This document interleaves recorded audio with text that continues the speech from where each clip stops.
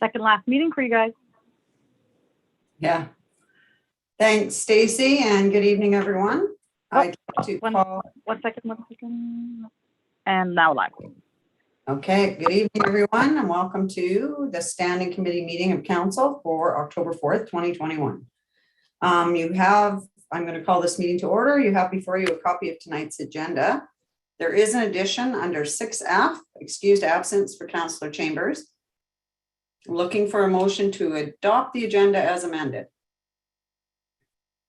Oh, hang on. I'll make sure I can see you all. Councillor Willow, seconded by Councillor Grunewagen. All in favor?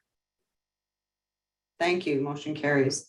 Item number 3, any declarations of interest? None being noted, we'll move on to item number 4, announcements, awards, ceremonies, and presentations. Anything from council?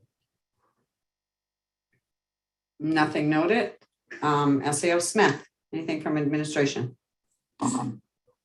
Nothing to note at this time, Your Worship. I came in kind of at the end there. Advanced polls are tomorrow starting at what time? Yeah, advanced polls tomorrow at 11 a.m. to 6 p.m. at the community center. Thank you. Okay, so moving on to item number 5, administrative inquiries, and I'll leave it with SAO Smith. Thank you, Your Worship. Good evening, everyone. We'll start first with the Director of Finance Administration's update. Evening. Thank you, Your Worship. This evening we'll be presenting our 10-year capital plan. This is an important document for the town as it outlines our major capital projects we anticipate will be brought forward for inclusion in future capital budgets. It's also useful to highlight the town's requirements for both third-party funding and the need for sufficient reserves to fulfill our future capital needs. Beyond that, we're continuing work on our 2022 budget cycle. We've been working on incorporating the 2022 salary rate increases into our budget and performing some preliminary revenue requirements based on our 2020 and 2021 actual data. That concludes my update. Thank you. Thank you, Director. Any questions from council? None noted. Back to SAO Smith, and thank you, Director of Finance. Thank you, Worship. The Director of Protective Services.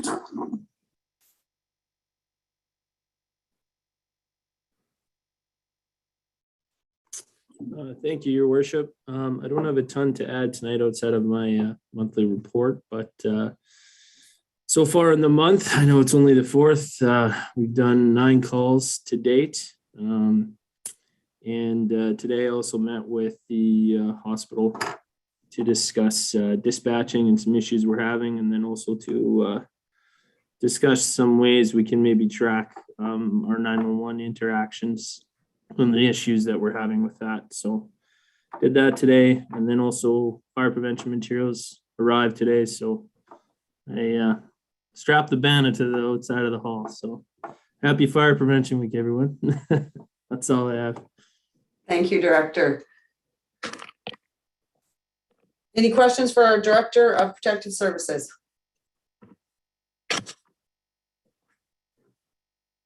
None being noted. Back to SAO Smith. Thank you, Your Worship. We'll go next to the Director of Recreation and Community Services.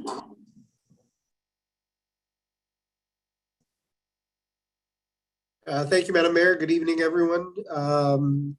Most updates are in the monthly report this week, but a few things to update council on. One is that the arena, the skating arena, reopened today. We had our first groups back on the ice at 4 o'clock today. Ice building went very well. The ice plant's operating very well. No issues there.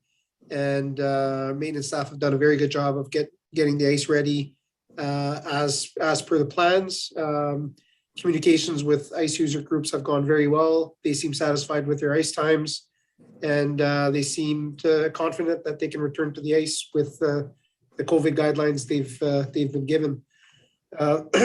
We are also in the second week of our youth and fitness program, fall fitness programming, our second block. our second group of sessions. Very good attendance and for most of the programming. We had 69 people attend our fitness classes last week, which was only 4 days. So it's an average of about 18 people attending fitness classes per day. And that doesn't include the youth fitness classes. In the youth programming, we have about 13 or 14 kids registered every day for our after school program. Plus our cross sport fitness classes are all full. That's Monday to Friday. We've got one group every day, and those are all full. Registrations are full for those. We've also added a yoga kids program, which has 5 kids registered for it. So we're seeing good uptake on the kids fitness programs, the after school program in general. Registrations are still slow for the adult fitness classes, but we're still seeing good attendance numbers. So we're looking into that and trying to figure out how we'll adjust for the next set of fitness and youth classes there. Excuse me. Aquatic Center continues to go well.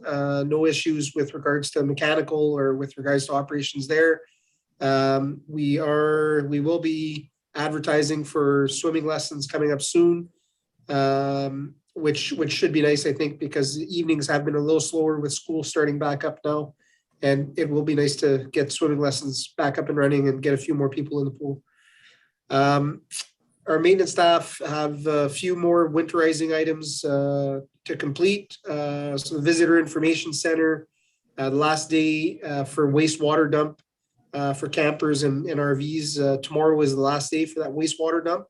And then the tank will be winterized after that. The building will also be winterized and closed during the off season, given the current vacancy in the Tourism Economic Development Coordinator position. Wharf Pavilion is also due for a bit of winterizing. We've got a couple more of the walls to put up, and then we'll winterize the building completely. Staff will be able to get to that now that the ice is built, and we're good to go that way. Port Landing, the docks are also still in the water, and we'll be completing those when we do the dredging. And again, that is work we're hoping to complete with the retaining wall repairs, which we're still looking for a contractor to complete that. Lastly, I'd say that I'm in communication with some of the summer community groups that we partner with to review this past season and make some notes and start planning for 2022.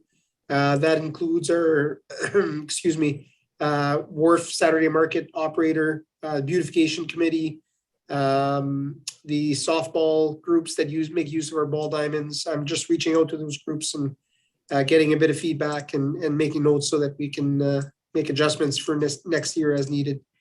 Those are my updates at this time. Thank you. Thank you, Director. Any questions from council?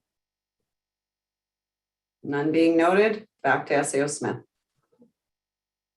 Thank you, Your Worship, the Director of Public Works and Services. Thank you, Your Worship. Not a lot of updates from Public Works this week. Our guys are working on getting things prepped for winter and the winter activities that we undertake for snow clearing and everything else. I am getting things organized and in line to pass along as my departure is coming up quickly here. I think this is my last council meeting, so trying to get all the information together so that it's easily accessible for the next person. On the capital projects side of things, Riverview and Beaver, work's continuing there. Riverview Drive itself should be open to through traffic, I believe this afternoon or else tomorrow morning. We'd still recommend that everybody avoid the area if possible. It is still a construction zone, so don't be traveling down there unless you need to. They are working around on Beaver now on the underground, and that should be completed in the next week or so here. Lift station, the masonry work is continuing this week and is expected to be completed towards the end of this week or early next week. And then other than that, just responding to a few resident issues, including some questions from residents on Caribou and on Riverview, and just getting those issues sorted out. And those are my updates. Thank you, Director. Any questions from council? Go ahead, Councillor Anderson. Oh, thank you, Your Worship. Just wondering if there's any update, as I've not heard from administration, on the fire hydrants on Riverview. Has the residents been satisfied with where the hydrants have been situated, or what's the update on that, please? Thank you. I can probably answer that. We're still in the process of dealing with that issue. So unless SAO Smith would like to add to that. Yeah, I mean, that's probably fair enough. The fire hydrants are located on the intersection of the property lines in a couple cases. So there's been some concerns around that, but we're just making sure that we might investigate if there's some options on just ensuring protection of those assets. But that's about it at this time. Thank you. Councillor Dowie, you had your hand up.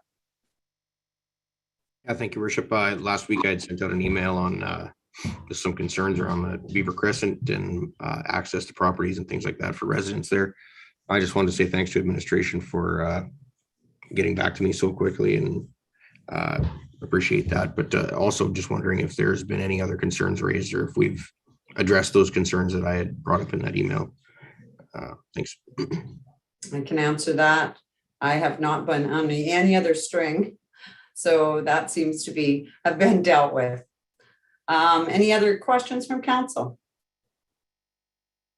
None noted. Back to SAOs. Oh, sorry. Go ahead, Councillor Anderson. Yeah, no, I just want to thank the Director of Public Works for his work in our community, and wish him all the best. Thank you.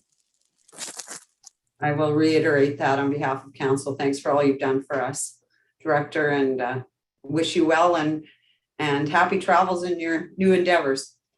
So with that, back to SAO Smith. Thank you, Worship. Just a few notes that I'll pass on from our last meeting, since last meeting last week.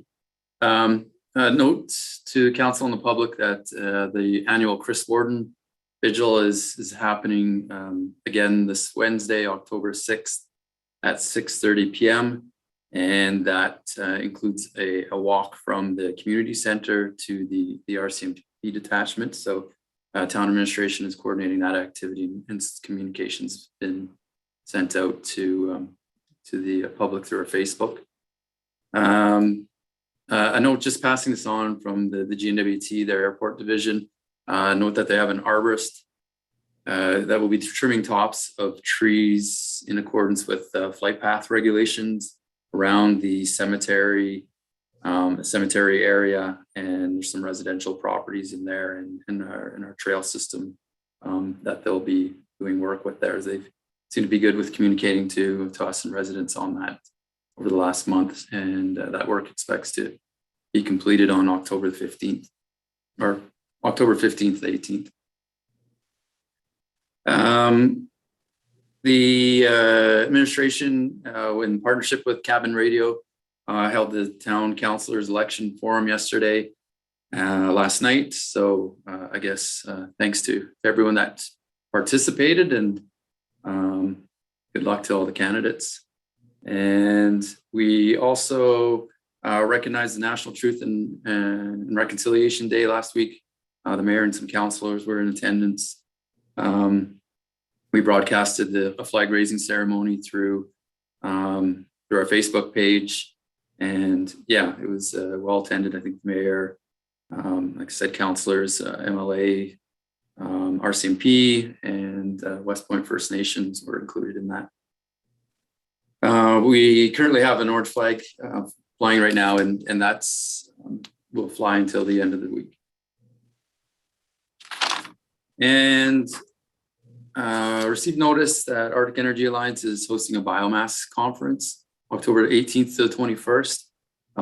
We will be in attendance, we'll be participating to learn and recognize about funding opportunities and technologies around distributed biomass heating systems and commercial opportunities there. So they are sending out messaging to the public, any homeowners, business owners, it seems are invited to attend, and we'll share that information on Facebook as well. Continuing on with our power franchise meetings, both with NTPC. We have a meeting next week as well with our power franchise committee, this Wednesday. So just monitoring and doing what we can to move things along. A lot of activity right now remains around ancillary agreements and operating agreements and such to be finalized between our corporation and Northland Utilities. And also this weekend, Matt, was the closing for the public to submit their interest in sitting on the advisory committee for the Hay Rivers Community Housing Plan. We're starting to work on actually a finalized work plan for that and the advisory committee membership. So that group is scheduled to start meeting this month and continue on into the new year. And that's my update and the administration's update for this week. Thank you. Thank you. Any questions for SAO Smith? Go ahead, Councillor Anderson. Yeah, just to comment on the two banks that are closing their ATM at 6 p.m. every night, and there's no ATM service on the weekends. I did talk to the bank manager of the Royal Bank, and they are concerned about it, and they're concerned about the situation of people going into the bank after hours and sleeping in there and doing other stuff. So they're looking for solutions that they can open it up so people can access funds after 6 p.m. But it is a concern, I think, for our community, and I think and for the residents and so forth that that do business at both banks. I mean, I think the bank manager, they are looking for opportunities for solutions, and I'm just wondering if administration can talk to them about it. They're looking for somebody that's got insurance and all that type of stuff, coverage that can actually open up or lock up a little bit later type of thing. So Robert would probably have more information on that, on what's needed, but it is a concern. I mean, residents are complaining about it. You can't get into the bank at all on weekends and after 6. So I just want people's thoughts on it. Thank you. SAO Smith, do you have comments for that? Thank you, Worship. Not really. I don't. It's obviously it's a problem that this council recognizes with the homeless and vulnerable populations, and I know the mayor is continuing to meet with intergroup or with interagency type organizations to talk about solutions. From enforcement perspective, it's difficult to say if there's any bylaw enforcement. We are short a position there as well right now, but I know the RCMP and certainly our fire department is responding when needed. Otherwise, don't really have any solutions. I think it's one that the private sector perhaps will have to pursue as well, and hopefully there's other types of controls that they might be able to put in place. But that's not our business, and I will assume that other businesses that are operating off hours, such as the Rooster and Blue Legion and Super A and other places that have bank machines, are probably seeing more business because of it. Yeah, I can assure the residents of this community that we're certainly not brushing over the problem, and that we have developed a working group and have found some solutions for some of the issues. Again, last night came up about government downloading, and I think this is a big one. Homelessness is a GNWT issue, and we are working as a municipality, as a community, to try and find a solution. But again, it's not going to be a quick fix by any means, and the right people are at the table, I believe, and I do think that there is progress has been made. And again, it's not going to be a quick fix, but we are moving forward on the issues, and it's not being ignored. I can assure everybody of that. So any further questions or comments from council? None being noted, we'll move on to item number 6, new business. 6A is the Emergency Services Monthly Report for September 2021. Looking for a motion. Councillor Willers, go ahead.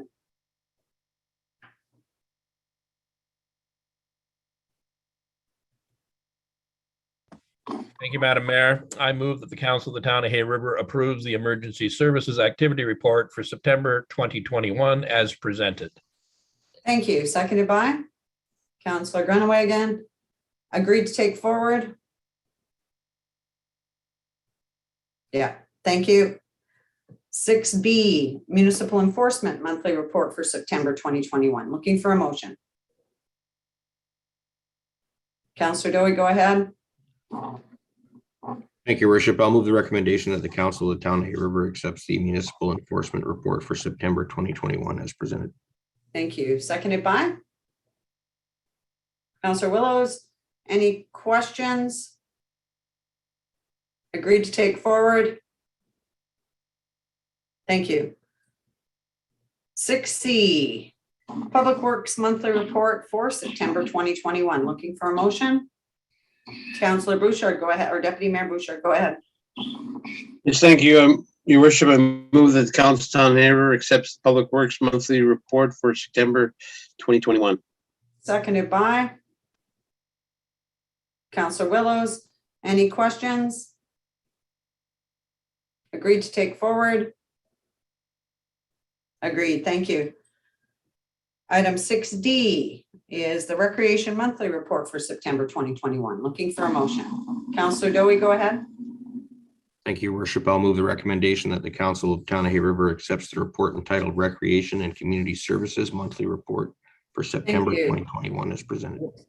Sorry, thank you. Seconded by Councillor Grunewagen. Any questions to the motion? None being noted, agreed to take forward. Oh, sorry, go ahead, Councillor Anderson. Yeah, thank you. Just want to compliment a director of recreation for doing a good job. One of the questions that came up at the last night's forum was the gym and making it open for the public. This is my second last term on, or second last meeting on the council, and I just want to say that, and it's probably not the appropriate time to do it, but I'll say it anyway, is that I would be in favor of opening up to the public, particularly with COVID and so forth and that kind of stuff. But anyway, that's my comment on it. I will say no more. And but I just want to thank Stefan for doing a good job. Thank you. Thank you. Agreed to take forward? Agreed. Thank you. Item 6E is the 10-year capital plan. Looking for a motion. Councillor Willows, go ahead. Thank you, Madam Mayor. I move that the Council of the Town of Hay River approves the report and presentation on the 10-year capital plan as recommended by the Finance Committee. Seconded by Deputy Mayor Bouchard. So before we have questions, I'm going to pass it over to SAO Smith. I believe there is a presentation. Yeah, thank you, Worship. We have included a presentation package that the Director of Finance will speak to and take any questions. We're all here, of course. It's a very much a collaborative effort from administration to put together what our infrastructure replacements look like and asset needs over 10 years. It's certainly an advancement over what we completed last year for this current council. New assets pertaining to especially roadworks and underground that were not in the last plan, and also inclusive of the major land development areas that we see occurring as from coming from council and other planning documents. So quite happy to be presenting this document for council today. It's a very important, I think it's probably one of the most important documents that we're producing in inclusion with our strategic plan. So just as you approach your last meetings, or for some of you, perhaps, or maybe just one, we'll see. It's a job well done on putting this plan together for the future. So I'll pass it on to the Director of Finance. Thank you. Thank you, Your Worship. So this is the current version of our 10-year capital plan. It's a living document, so we'll be updating this at least annually. As SAO Smith said, this is an important document for council. It helps inform, capital jobs are quite often multiple years. And so this document helps inform council about the required funding and the required internal resources to execute, and our need for reserves, our need for making sometimes those tough choices to build up our reserves to be able to meet our capital obligations. Next slide, please, Stacy. So it's a little bit small because there's a lot of information to see, but this slide shows a summary of our anticipated capital spend by department by year for the next decade and beyond. So as you can see in 2022, this planning document shows we have a hair over 16 million in planned spend. Mentioned this before, but legislation requires that council approve our operating and capital budgets annually. So this isn't a binding document. This is a planning tool, and the new council will have an opportunity to approve our 2022 capital budget here in December. I'll point out as we move further into the future, the timing and the certainty and the cost associated with these projects will vary. And just because you see something on this document, it does not guarantee it's going to happen. There's a few projects that we're already part of the way through, and so we're pretty sure that those ones we're going to drive on with. But there's no, this document is not binding in any way. It's a planning tool. Next slide, please. So prior slide shows the planned spend. This slide shows us how we plan to fund the spend. So there's several different funding pots that we can take money from. CPI is territorial capital funding. Gas tax is federal, as it is CANOR and ICIP. We've also got some projects on here that we intend to fund partially through the Disaster Mitigation and Adaptation Fund. And usually with most projects, there's a mix between internal reserves and external funding. I would say the vast majority, 70, 75, 80% of the capital spend that we do on an annual basis is third-party dollars that general administration goes out and applies on. And in order to be able to apply for those programs, we have to have our own share, our own reserves to be able to show that we can actually fulfill the commitments that we make under those applications. So the other thing that this sheet shows is a tracking of our end of year reserve balance, the bottom row there. So that number will kind of bounce around over time based on how we how the funding mix in any given year. As I said, there's some projects where it's 100% third-party money, and there's some where the town is ponying up a much larger percentage. We'll move on. Just let me check my notes here. I've covered all that. On to the next slide, please, Stace. So this slide, it's just showing kind of our 2021 budget versus our 2022. Again, this isn't a final budget, but this is just based on where we're at with this plan of our capital needs.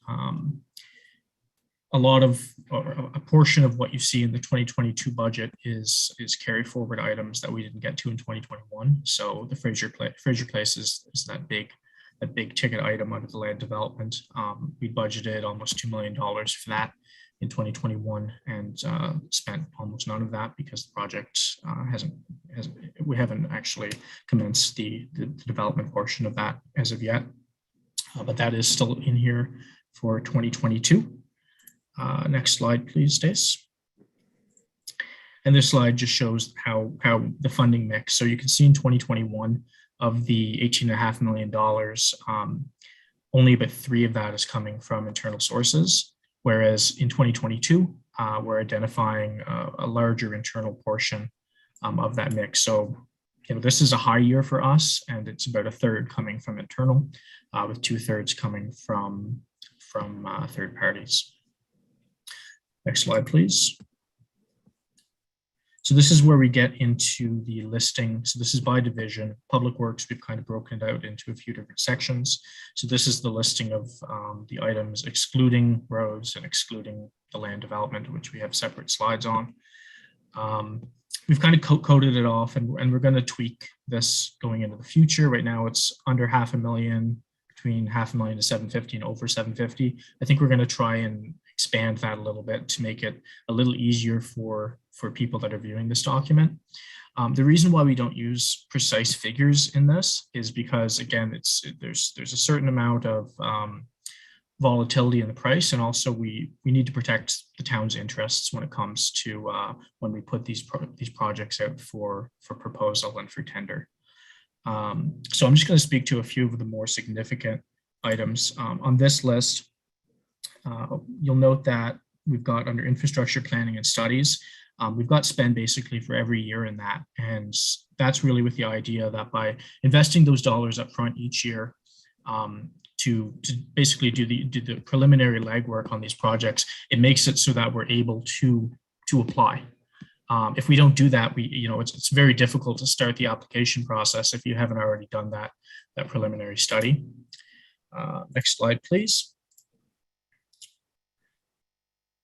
So in this slide, we've got a remediation of the old solid waste facility. So we've got that slated to happen in 2027, 28. We've got a new town hall on this plan, 2023, 24. And the new water treatment plant is on here, 2024 to 2026. So again, that water treatment plant is it's a significant spend. And we're in the process of looking into different ways that we can go about funding that. But we have identified it as a need within the next decade that needs to be addressed. Next slide, please.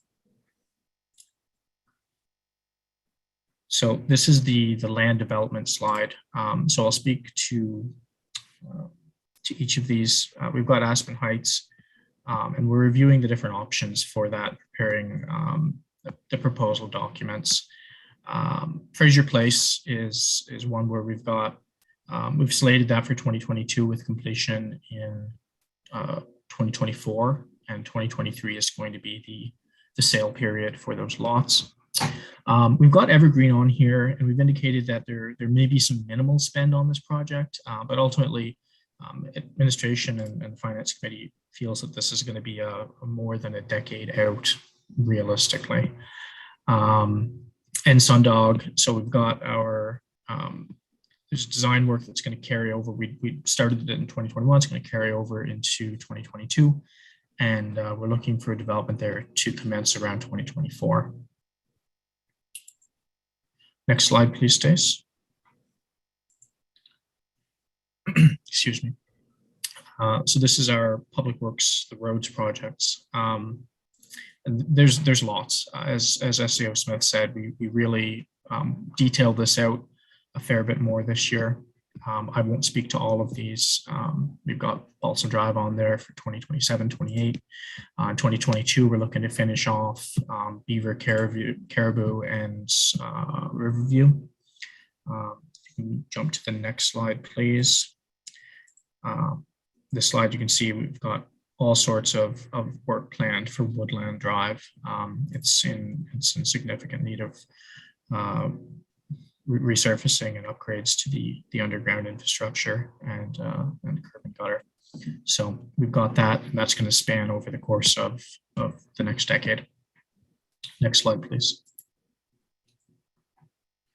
So recreation, recreation has a new facility there on the rink side, and most of the projects that we're looking at for rec are single year, and primarily they're funded wholly through third-party funding. There's several items that are on this list that had been carried forward from 2021, and just as a result of COVID, haven't been able to procure the funding, complete the work on those projects. Next slide, please. So on this list, this is again a continuation of the recreation projects. We've got several items for the golf course rather. So the town is assisting in procuring third-party funding for the capital replacement of those facilities, but not using its own reserves as part of that funding mix. Basically, the golf club and the ski club came to the town and requested that we, basically help apply on access to funds to help replace these assets. Yeah, next slide, please, Stace. So we're on to administration, and we put tourism on here as well. For administration, we're doing an annual computer evergreening program where we replace a small amount of our computer IT infrastructure every year. And we also continue to pay down the long-term debt associated with the recreation center. Tourism, there's a couple of new items, but generally speaking, the tourism, it's more difficult to plan those out into the future because they're generally similar to rec. They're items that are primarily or 100% third-party dollars. So it's really down to what programs are available at the time. Next slide, please. This protective services, so not too much to say here. We've got a vehicle replacement policy. We use a bit of judgment when it comes to the actual timing of when things need to be replaced. But in general, we've got this all scheduled out, their needs for the next decade. And the last slide, please, Stace. So this is our this is just a kind of a snapshot of where we anticipate we're going to be for our reserves for 2021. Again, it's going to be subject to our O&M performance this year. And what additions we're looking to add to reserves for 2022. And then the spend that we're anticipating to come out of those reserves. So just as an example, for 2022, we're looking to add 400,000 to our utility reserves, but we're looking to spend almost, or over $2 million out of that reserve. So basically, we're going to be completely utilizing our utility infrastructure reserve by the end of 2022 if we follow this plan. And for those that aren't aware, I know everyone on council is at this point because I've harped on about it long enough, but the reserves are effectively the operating surplus that the town transfers to replace its capital needs in the future. Previous councils were advised $1 million per year is kind of your bare bones minimum that we should be budgeting for. But at this point and in this plan, we've included $2 million to increase to 2.2 once the new town hall is completed, as there will be some O&M savings at that point. $2 million is a stretch, but if you look at our capital plan for the next 10 years, we've got $140 million on this document. And as I said, we need to be able to fund our share of it. So that's what we're going to be working towards over the next couple of months. That concludes my presentation. I'll put it back to SEO Smith if he has any closing remarks. And if not, we can open it up for some questions if there are any. Yeah, thanks. Good job presenting that, Sam. Just a couple of things I was thinking about through the presentation pertaining to risks, I think that are worth noting. I don't think explicit into the presentation, but it should be recognized at council that there's still a lot of dollars that are proposed through actually or for funding of the projects through debt or are just simply not funded yet. So we took the approach of trying to identify what is a need, but really it points to a picture of saying, a message really that we are continuing to be underfunded by MACA. There's a high reliance on finding those contribution dollars, those third-party dollars. Without them, we simply cannot proceed with many projects. So there is that uncertainty in funding several of these projects. The human resources, I think, is also a bit of a risk in terms of making sure that we have enough horsepower to actually internally execute these projects. So as was brought up earlier in the meeting, our director of Public Works and Services is leaving, so we will have a vacancy there. But administration has been active in trying to identify how we get appropriate resources to fund, at least for the immediate years, especially next year. We do have a good working relationship with our engineer, Stantec, which does go a long way for ensuring that we have quality and available capacity for the larger projects. Yeah, and I think kind of pertaining to those points, we mentioned that we did add more roads which have underground components to them. The underground hasn't been funded through some of our federal funding that we've received recently. So it's yeah, the underground in general, there's a lot of work that's needed in this 10-year plan, and some of it's probably pushing out further than we're really comfortable with. But it's yeah, the dollars are tight. We've got some major projects on here that include a water treatment plant facility. We have the landfill, a new landfill, and new land developments. And all of those, I mean, if we're successful in achieving this plan, in consideration of where we are with some of our other major assets, such as a new community center, a new a new community center, a new fire hall, also a new town hall is on this plan. If we're successful with this 10-year plan, we would, that the town, I think, would be in a very good position for replacement of its key infrastructure and growth. And yeah, I think that's it. So Mayor, questions from council? Thank you. Any questions from council for our Director of Finance? Deputy Mayor Bouchard, go ahead. Yeah, I mean, I think questions are, I guess, what's not on there, like what's not being done, I guess, because of the shortfall that we're seeing. Like I look at those reserves, and at some points we're down to a couple $1,000,000, and I know some of that money's earmarked for the replacement of the dump and stuff. So it's, it's typical, or it's like right down to zero pretty much. I guess my question would be, do we take this to MACA, this 10-year plan, along with maybe our current operation plan, maybe a 2 to 3 year plan, and just say, hey, like, when is this shortfall going to happen? I know we're doing some of that pushing through Association of Municipalities, but specific to the town of Haver, and showing to them that, we were actually having to debt finance some of this stuff because of the shortfalls. If we had that extra $3 or $4 million a year, we could be doing way more quicker and keeping up to, inflation, and keeping up to all the higher costs that are coming in the future. So it's, yeah. I mean, what's the plan going forward as far as this 10-year plan? I know new council will want to see it, but do we take this to GNWT and say, this is where our shortfall is? Look at what we're having to do. Yeah. So. SAO Smith. Yeah, thank you, Worship.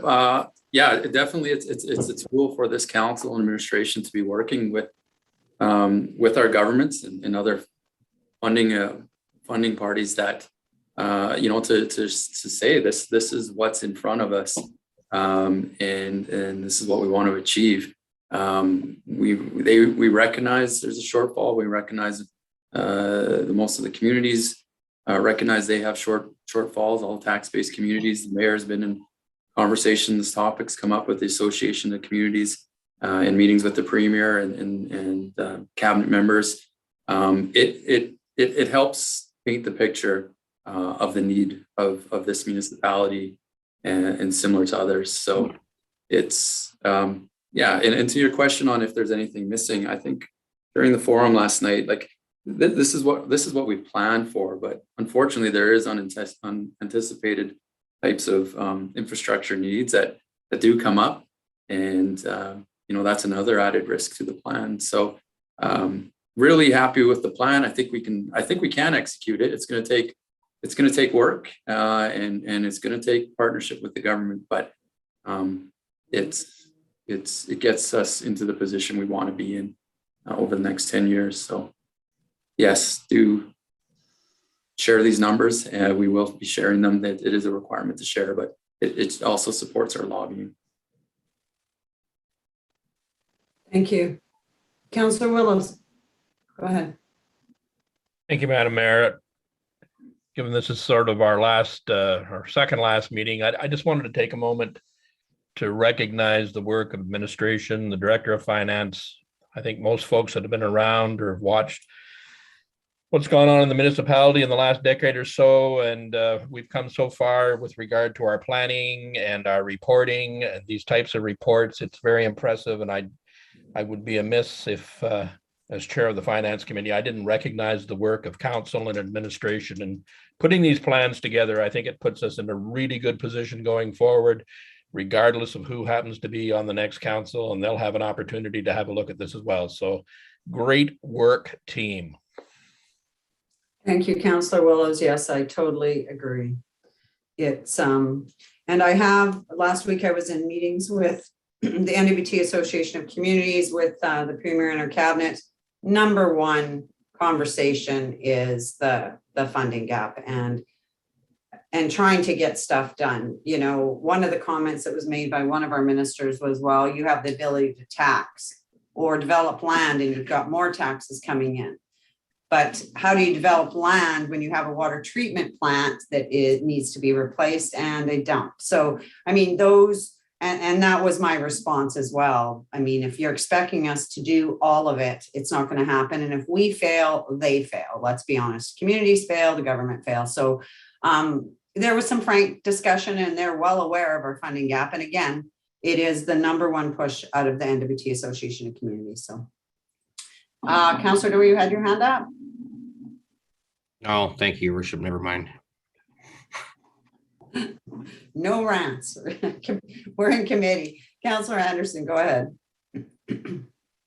Yeah, no, I just want to say the same thing Brian said. I think these are exciting times. I think this, the next decade is going to be great for our community, and I hope the GNWT sees that. I mean, there's so much potential and so much opportunity for growth in the Northwest Territories and in Hay River. If if we could fulfill that funding gap, or if they could, and give us more opportunity to move things along and increase our population base, and there's just so much potential waiting at our doorstep. And I think this, kudos to the administration and our town council for doing such a great job. So thank you so much. Thank you. Yeah. And like I said, the government is aware. It's going to take a partnership to make it happen. So hopefully they're hearing what we're saying and we move forward that way. But I agree with you, Steve. There's a huge opportunity in the South Slave, GNWT period, in the north. So with that, no further questions for our Director of Finance? Agreed to take forward? Thank you. Agreed. Item number 6F, excused absence for Councillor Chambers. Councillor Dewey? Thank you, Worship. Move that the council of the town of Hay River excuse Councillor Chambers from the meeting of council, the committee meeting of council for October 4th, 2021. Thank you. Seconded by Councillor Willows. Any questions to the motion? Agreed to take forward? Thank you. So I don't have anything for in camera. SAO Smith, do you have anything? No, Your Worship, nothing that we've identified. Oh, okay. So if everybody's okay, we're going to skip over that and go to item number 9 on the agenda. Councillor Willows. Thank you, Madam Mayor. Motion to adjourn. Great, thank you. Have a great night. Have a great week, everybody, and good luck at the polls on Monday. Those of you who are running, thank you so much, Councillor Anderson, for serving our community and the great work you've done. I totally enjoyed working with you and hope in the future I will again on something somewhere in this community. Take care. Good night, everyone. Good night.